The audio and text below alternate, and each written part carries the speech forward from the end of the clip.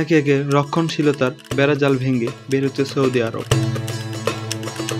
বিশ্বের সাথে তাল মিলিয়ে নারীদের পোশাক পরিচ্ছদ নিয়ে বিধিনিষেধও উঠছে ধাপে ধাপে।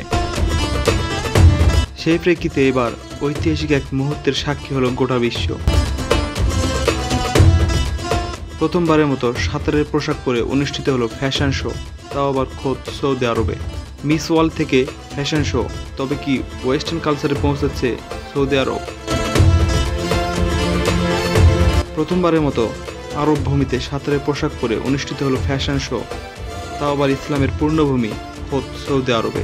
শুক্রবার এই ঐতিহাসিক ফ্যাশন শোটির আয়োজন করা হয়, যেখানে মরক্কো ডিজাইনার ইয়াসমিনা কাঞ্জারের তৈরি করা পোশাক পরে র্যাপ মাতানো সুন্দরী মডেলরা। পুলের ধারে আয়োজিত এই ফ্যাশন শোতে বেশিরভাগ মডেলদের কাজ ছিল উন্মুক্ত, এমনকি মডেলদের মিড দ্বীপগুলি আংশিকভাবে খোলা ছিল। সৌদি আরবের মহিলাদের জন্য একাধিক বিধিনিষেধ রয়েছে। 2018 সালে মোহাম্মদ বিন সালমান মেয়েদের গাড়ি চালানোর লাইসেন্স দেয়, মেয়েদের সিনেমা হলে গিয়ে ছবি দেখার অনুমতি দেয়। তেমন একটি দেশে বিধিনিষেধের বেড়াজাল টপকে সাঁতারের পোশাক পরে প্রথম ফ্যাশন শো এর আয়োজন করল সৌদি আরব।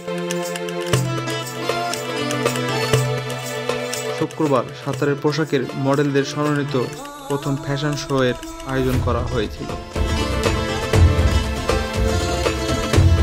যেখানে নারীদের ঢাকার পরিবর্তে উন্মুক্ত সুইমিং কস্টিউমে র্যাম্প মাতালেন সুন্দরীরা।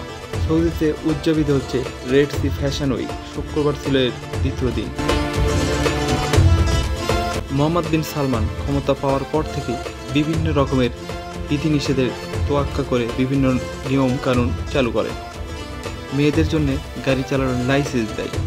এখানে আমার তেমন কোনো দ্বিমত নেই, সে নিজের গাড়ি নিজে চালায়, সে ইসলামিক পোশাক পরে গাড়ি চালালে কোনো সমস্যা নেই। কিন্তু এই সব রেকর্ডকে ভেঙে রেড সি ফ্যাশন উইক যে অনুষ্ঠানটি আয়োজন করেছে তা একদম ঘৃণিত, লাঞ্ছিত এবং ধিক্কৃত। এতে আমি নিজের পক্ষ থেকে আমি ধিক্কার জানাই এরকম আয়োজনকে। এই ব্যাপারে আপনাদের মতামত কি অবশ্যই কমেন্টে জানাবেন। ধন্যবাদ সবাইকে।